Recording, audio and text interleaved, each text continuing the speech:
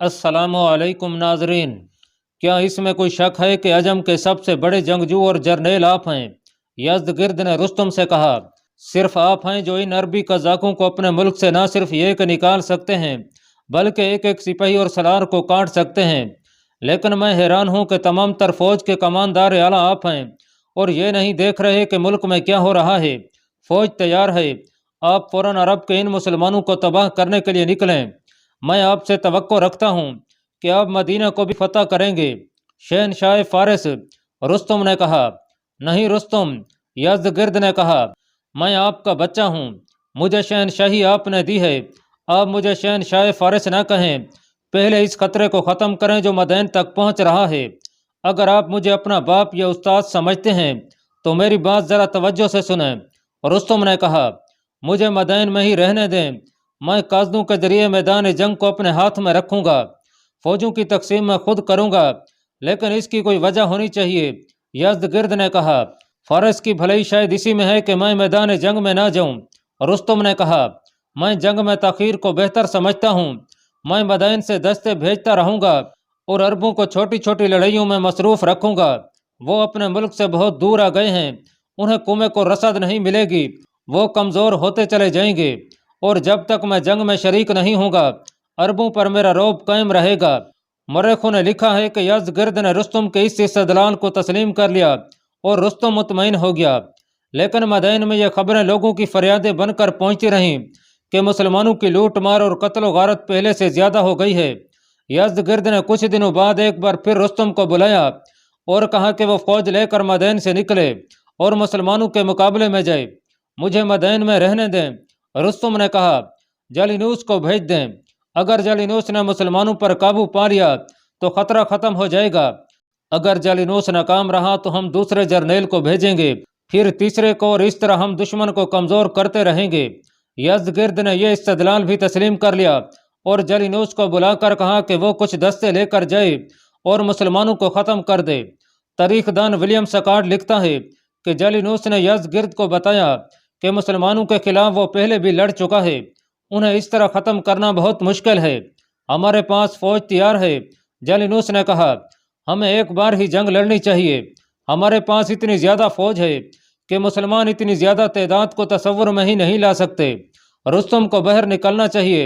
यज़्दगिर्द जो शीला नौजवान था, उसमें इतनी सूझबूझ नहीं थी कि रुस्तम और जालिनूस जैसे घाक जर्नेलों की चालें समझ सकता। जालिनूस पहले ही मुसलमानों से शिकस्त खा चुका था और वह मैदान से भागा था। वो अब इतनी खतरनाक जिम्मेदारी लेने से डर रहा था। यज़्दगिर्द 2 दिन कोई फैसला ना कर सका। तीसरे रोज उसके पास मुख्तलिफ जगीरदारों, रईसों और ऐसे मोअज़्ज़िज़ीन का बहुत बड़ा वफद आ गया जिनका लोगों पर असर और रसूख था और जिनके इशारों पर लोग जानों पर खेलने के लिए तैयार हो जाते थे। शहनशाह फारिस, वफद के लीडर, ने कहा, आप भूले नहीं होंगे कि पुरान तख्त को हमने तख्त से उठाया और आपको बिठाया था। हमने अपने जर्नेलों से कहा था कि अपने इख्तलाफात ख़त्म करो और फारिस को मुसलमानों से बचाओ, वरना हम आपके खिलाफ बगावत कर देंगे। आपको मालूम है कि मुसलमान पूरे इराक पर छा गए हैं और मनमानी करते फिर रहे हैं। ये तो हो नहीं सकता कि आपको मालूम ना हो, और हम कैसे मान लें कि हमारे काबिल फ़ख्र जर्नेल रुस्तम को मालूम ना हो। हम हैरान हैं कि आप और हमारे जर्नेलों की गैरत को क्या हो गया है। तुम लोग फिक्र न करो। यज़्दगिर्द ने कहा, हम क्यों फिक्र न करें। वफद में से एक और शख्स बोल पड़ा, आज हम आपको यह बताने आए हैं कि 1-2 दिनों में कुछ न किया गया तो हम मुसलमानों की इताअत कबूल कर लेंगे, और हम आपको यह भी बता देते हैं कि हमने मुसलमानों को पहले भी देखा है। आपकी बादशाही के मुकाबले में मुसलमानों की हुकूमत अच्छी है। उन्होंने हमें इज्जत दी थी, हमारी औरतों की इज्जत, हमारी जानें और हमारे माल महफूज हो गए थे। आपको यह भी मालूम होना चाहिए। एक और बोल पड़ा, लोग हमारे हाथों में हैं, हम उन्हें जिधर चाहें ले जा सकते हैं। रुक जाओ। यज़्दगिर्द ने तड़प कर कहा, तुम सब चले जाओ, मत पूछना कि मैं अभी तक खामोश क्यों था। आज और अभी हुक्म दूंगा कि फौज को बाहर निकालो और इन लुटेरों को वापस अरब जाने के काबिल न छोड़ो। उसने ताली बजाई, दरबान अंदर आया। यज़्दगिर्द ने दरबान से कहा कि रुस्तम से कहो कि फौरन आए, तुम लोग चले जाओ। रुस्तम आ गया। यज़्दगिर्द गुस्से से लाल पीला हो रहा था। मैं अब कुछ नहीं सुनूंगा। यज़्दगिर्द ने रुस्तम से कहा, आप फौज लेकर फौरन मदैन से निकलें। अगर आप अब भी पसो पेश करेंगे तो मैं खुद फौज लेकर निकल जाऊंगा। میں इन अरबों को ही नहीं पूरे अरब को तबाह कर दूंगा। इतनी ज्यादा फौज, इतने ज्यादा घोड़े और हाथी, मुसलमान हमारे मुकाबले में क्या हैं, कीड़े मकोड़े। अब मेरा हुक्म है कि फौज साथ लेकर मदैन से निकल जाएं।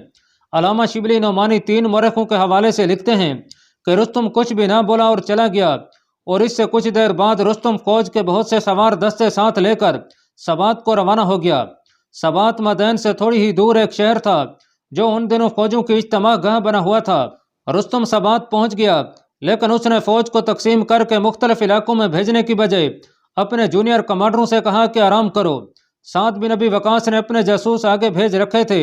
एक जासूस ने आकर इतला दी कि रुस्तम बहुत सी फौज लेकर सबात पहुंच गया है। साद ने हजरत उमर के इस हुक्म के मुताबिक कि उन्हें जरा जरा सी बात लिखकर मदीना भेजी जाए, फौरन पैगाम लिखवाया और कासिद को मदीना रवाना कर दिया।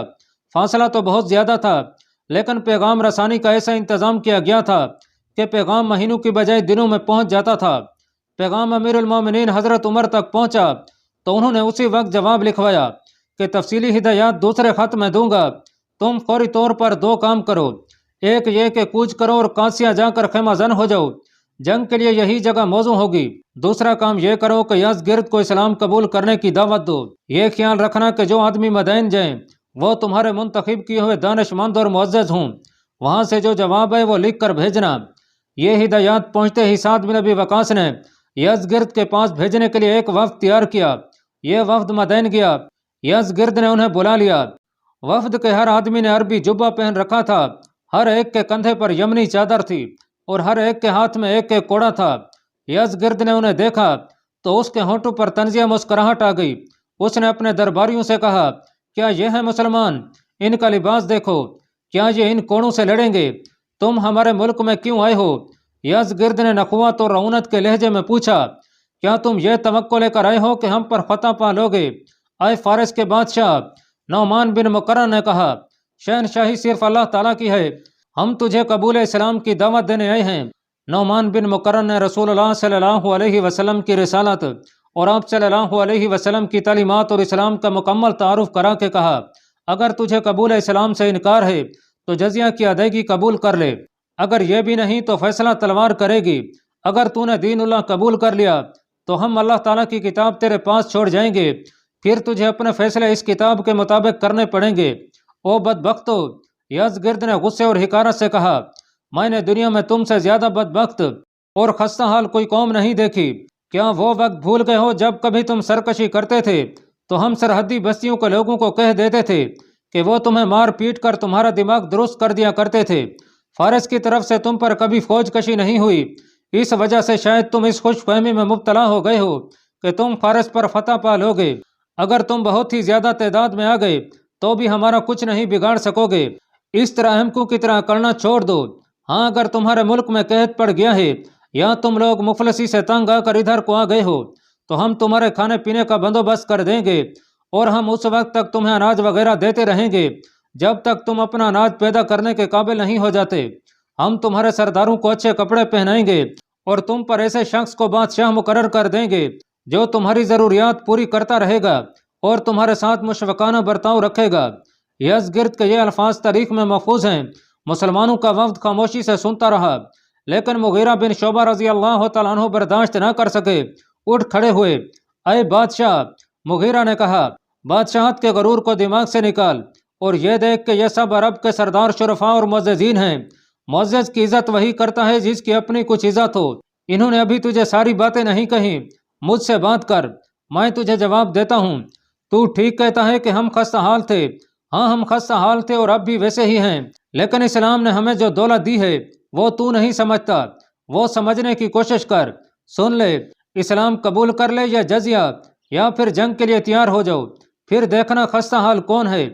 अगर एलचियों और कासदों का कत्ल दरबारी उसूल के खिलाफ ना होता तो तुम में से कोई भी यहाँ से जिंदा वापस ना जाता। यज़गिर्द ने गज़बनाक लहजे में कहा, जाओ यहाँ से चले जाओ। नहीं, जरा ठहरो, मैं तुम्हें खाली हाथ नहीं भेजूंगा।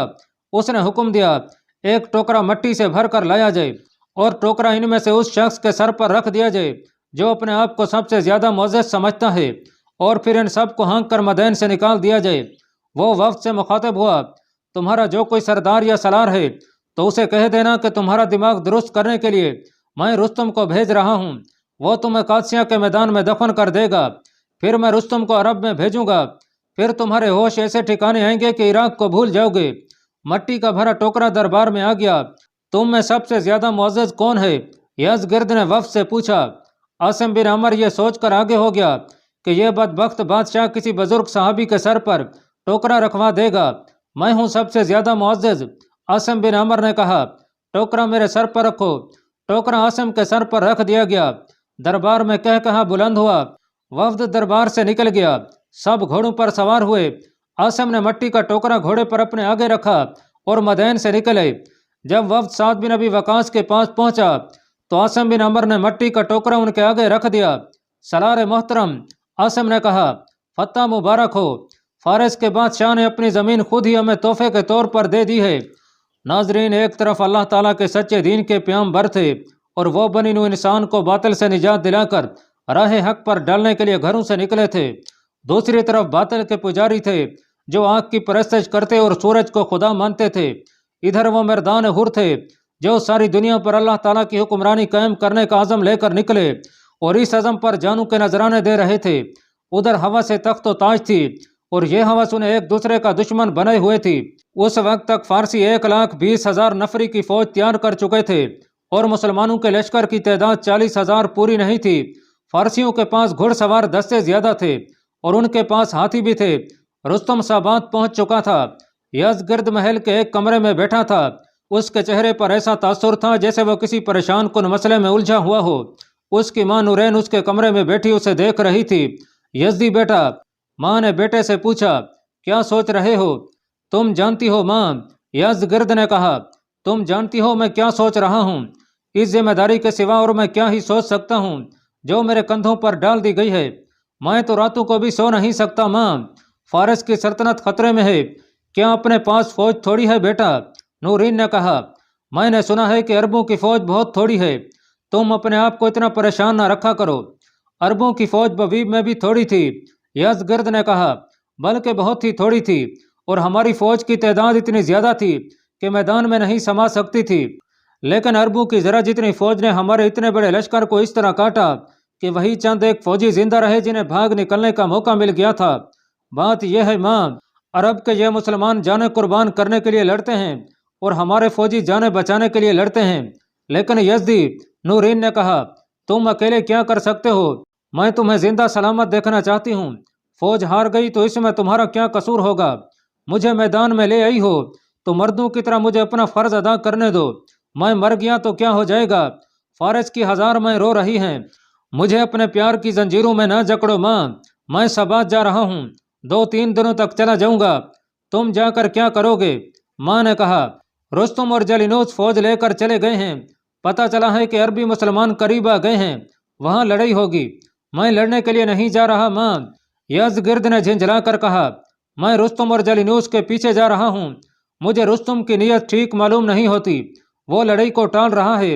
इल्म नजूम ने उसे बुज़दिल बना दिया है। वो दावा करता है कि आने वाले वक्त को देख सकता है। मैं उसके सर पर मौजूद रहूंगा तो वो कोई हरकत और जंगी कार्रवाई करेगा।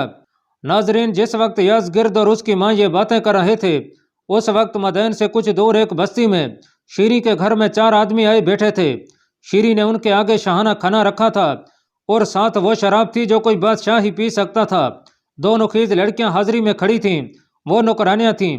हुस्न ऐसा के चारों मेहमान खाने की तरफ कम और लड़कियों की तरफ ज्यादा देखते थे। शीरी के बुझे बुझे से चेहरे पर रौनक और होंठों पर मुस्कुराहट थी। शीरी अपने उन मेहमानों के साथ राजो नियाज की बातें कर चुकी थी। चारों ने सौदा मंजूर कर लिया था। शीरी ने उन्हें काम यह दिया था कि यज़गिर्द को कत्ल करना है, लेकिन ऐसे तरीके से कि कातिल पकड़ा न जाए। उसने इन चारों को जो इनाम या मुआवजा बताया था उसका वो तस्वुर में भी नहीं ला सकते थे। इसके अलावा उसने उन्हें वैसी ही एक एक लड़की की पेशकश की थी जैसी 2 लड़कियां उनकी हाजिरी में मौजूद थीं। महल में उसे कत्ल करना मुमकिन नहीं।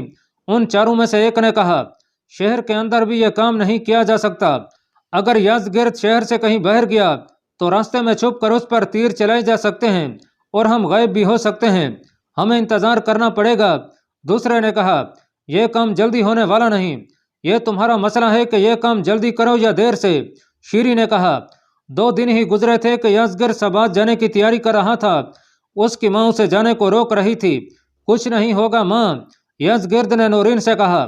نہیں یزدی، ماں نے لپک کر اسے بازو میں جکڑ لیا۔ آج نہیں جانے دوں گی، میرا دل کہتا ہے کہ آج کچھ ہو جائے گا۔ یزگرد جوان آدمی تھا، اس نے ایک جھٹکے سے اپنے آپ کو ماں کے بازو سے آزاد کروا لیا اور کسی کو بلا کر کہا کہ اس کی ماں کو یہاں سے لے جائے۔ 3-4 خادمائیں آ گئیں اور انہوں نے نورین کو پکڑ لیا۔ یزگرد نے انہیں اشارہ کیا کہ اسے گھسیٹ کر لے جاؤ۔ یزگرد باہر نکل کر گھوڑے پر سوار ہوا تو بھی اسے اپنی ماں کی گھٹی گھٹی چیخیں سنائی دے رہی تھیں۔ وہ ماں کو اپنے ساتھ سبات بھی لے جا سکتا تھا، لیکن اسی خطرے کے پیش نظر نہ لے گیا کہ وہ قدم قدم پر اس کے راستے کی رکاوٹ بن جائے گی۔ یزگرد کے آگے اور پیچھے محافظ دستے کے گھڑ سوار تھے، ایک جرنیل بھی اس کے ساتھ تھا۔ وہ جب شہر سے کچھ دور چلا گیا تو محل میں اس کی ماں آہو زاری کرتے کرتے نیم جاں ہو گئی تھی۔ مجھے شہر پناہ تک پہنچا دو، نورین نے التجا کی۔ میں اپنے یزدی کو جاتے ہوئے دیکھنا چاہتی ہوں۔ اسے شہر کی دیواروں پر لے گئے۔ اس نے دیکھا اس کے بیٹے کا فوجی قافلہ بہت دور جا رہا تھا۔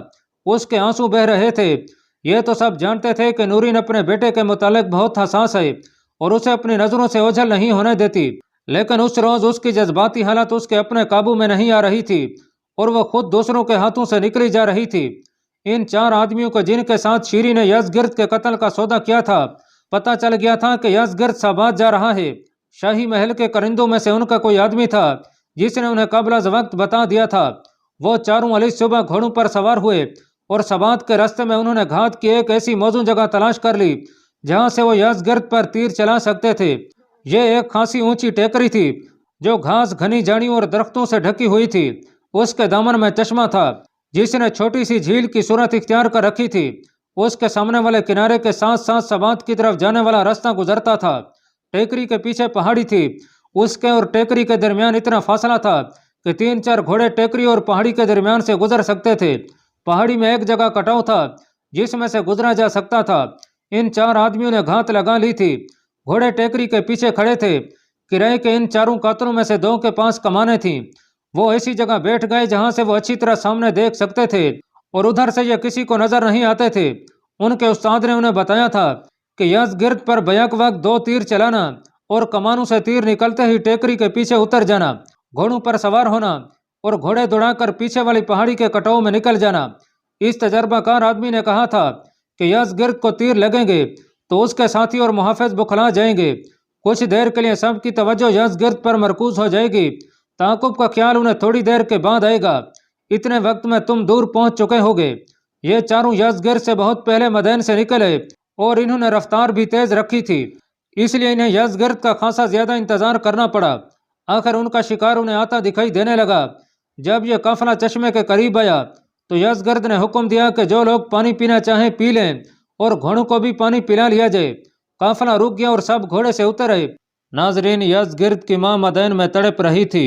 اس کی خادمائیں اسے بہلا بہلا کر تھک گئیں تو انہوں نے 2-3 جرنیلوں کی بیویوں کو اطلاع دی۔ وہ دوڑی گئیں اور یزگرد کی ماں کو تسلیاں دینے لگیں۔ ماں پر تو جیسے نزا کا عالم طاری ہو گیا تھا۔ وہ اکلوتا اور یتیم بیٹا جس کے لیے ماں تڑپ تڑپ کر بے حال ہوئی جا رہی تھی، وہ بیک وقت 2 تیر اندازوں کی شست میں آ گیا تھا۔ وہ گھوڑے سے اتر کر چشمے کے کنارے کھڑا ہو گیا تھا۔ چشمے کا پانی اتنا شفاف تھا کہ جھیل کی تہ بھی دکھائی دے رہی تھی۔ تیر اندازوں نے کمانوں میں تیر ڈال لیے تھے اور کمانیں کھینچ لی تھیں۔ یزگرد نے اس طرف دیکھا۔ اسے قدرت کا یہ حسن اچھا لگا ہوگا۔ اسے بتانے والا کوئی نہ تھا کہ یہ موت کا حسن ہے اور اس کی زندگی 1-2 لمحے ہی رہ گئی ہے۔ ان 1-2 لمحوں میں ایک کمان کی پنگ سنائی دی۔ کمان سے تیر نکلا، لیکن اس تیر کا رخ یزگرد کی طرف نہیں تھا بلکہ ان دونوں تیر اندازوں میں سے ایک کی طرف تھا۔ وہ تیر انداز یزگرد کو شست میں لے چکا تھا، لیکن یزگرد وہاں سے نکل کر چل پڑا۔ کمان سے نکلا ہوا تیر تیر انداز کے پہلو کی طرف سے آ رہا تھا۔ تیر ایک طرف سے اس کی شہرگ میں داخل ہوا اور آدھی لمبائی تک دوسری طرف نکل کر وہیں رک گیا۔ تیر انداز کے حلق سے خراٹا نکلا اور اس کے ہاتھ سے کمان گر پڑی۔ تیر جو اس نے کمان میں ڈالا تھا وہ بھی ہاتھ سے چھوٹ گیا۔ دوسرے تیر انداز نے اپنے ساتھی کو دیکھا تو اس نے کمان نیچے کی اور وہاں سے بھاگ اٹھا۔ اس کے 2 اور ساتھی ٹیکری کے نیچے کھڑے تھے۔ وہ سمجھے کہ ان کے تیر انداز ساتھی اپنا کام کر رہے ہیں۔ وہ کود کر گھوڑوں پر سوار ہوئے اور ایڑ لگا دی۔ ذرا سی دیر میں وہ پچھلی پہاڑی میں سے گزر گئے۔ ان گھوڑوں کے ٹاپ یزگرد اور اس کے قافلے نے سنے اور کان کھڑے کیے، پھر ٹاپ دور نکل گئے۔ तीसरा घुड़सवार भी भाग गया, चौथा टेकरी के ऊपर ही पड़ा रह गया। टेकरी के ऊपर ऊपर दो आदमी ऊंची घास और झाड़ियों में छुपते छुपाते तीरंदाज तक पहुंचे। वो अब तड़प रहा था और उसकी शह रग से खून का फवारा जारी था। इन दोनों आदमियों ने तड़पते हुए तीरंदाज को पांव से पकड़कर घसीटा और उसे चश्मे की तरफ टेकरी से लुढ़का दिया। वो लुढ़कता हुआ चश्मे के किनारे जा रुका। यजगिर्द और काफले वालों ने उसे देखा, फिर ऊपर देखा। वहां दो आदमी खड़े थे। दोनों नीचे उतरे और यजगिर्द के सामने जा खड़े हुए। सारान। यजगिर्द ने उनमें से एक को पहचान कर पूछा, तुम यहाँ कैसे? ये क्या है? कौन है ये? तुम्हें याद होगा यजगिर्द, सारान ने कहा। मैंने तुम्हारी माँ से वादा किया था कि तुम्हारे बेटे की हिफाजत का जिम्मेदार मैं हूँगा। आज तुम सबात के लिए रवाना हुए तो मेरे कान में किसी ने यह बात डाल दी कि 4 घुड़सवार तुमसे पहले शहर से निकले हैं। यह इत्तला देने वाला इन 4 घुड़सवारों को मशकूक समझता था। उसने यह भी बताया कि ये 4 आदमी 2 कमाने और तुर्कश भी साथ ले गए हैं। शक मुझे भी हुआ। मैंने अपने एतमाद का एक आदमी साथ लिया, एक कमान और तुर्कश ली और इन 4 के पीछे रास्ते से हटकर चल पड़ा कि ये देख न लें। चश्मे के किनारे आकर वो रास्ते से हटे और पहाड़ियों से अंदर चले गए तो मैं समझ गया कि इनका इरादा खतरनाक है। इन्होंने घोड़े नीचे छोड़े और ऊपर चले गए। हम दोनों दूर थे। हमने घोड़े जरा पीछे छुपा दिए और छुप छुप कर टेकरी पर चढ़े, फिर पेट के बल रेंगते उनके करीब चले गए। वो ऊपर देखें, हमारे छुपने की जगह कितनी अच्छी थी। ये तो मुझे मालूम ही नहीं था कि ये लोग क्या करेंगे। शक यही था कि ये तुम पर वार करेंगे। एक शक यह भी था कि तुम्हारे साथ जो जर्नेल जा रहे थे उनमें से किसी को ये लोग हलाक करने आए थे। तुम आ गए। तुम्हारे मुहावजों ने तुम्हें हिसार में ले रखा था, लेकिन बुलंदी से तुम्हें आसानी से तीरों का निशाना बनाया जा सकता था। तुम चश्मे पर आकर रुक गए तो 2 तीर अंदाजों ने कमानों में तीर डाले और तुम्हें निशाना बनाने लगे। हमारे पास एक ही कमान थी। एक आदमी को तो हम मार ही सकते थे, लेकिन खतरा यह था कि एक पर हमने तीर चलाया तो दूसरा तुम पर तीर चला देगा। लेकिन एक की गर्दन से मेरा तीर पार हुआ तो दूसरा तीर चलाए बगैर भाग गया। ये कौन थे? यजगिर्द ने पूछा। जो कोई भी थे, सरान ने कहा। मैं इन्हें पहचानता हूँ। तुम खामोश रहो। इन्हें सजा देना मेरा काम है। तुमने ऐलान करके इन्हें सजाए मौत दी तो तुम्हारे दुश्मनों में इजाफा होगा। मैं तुम्हें यह यकीन दिलाता हूँ कि महल के अंदर तुम्हारा कोई दुश्मन नहीं। अल्लाह पाक कमी बेशी माफ़ फरमाए। अल्लाह आपका हामी और नासिर हो। आमीन।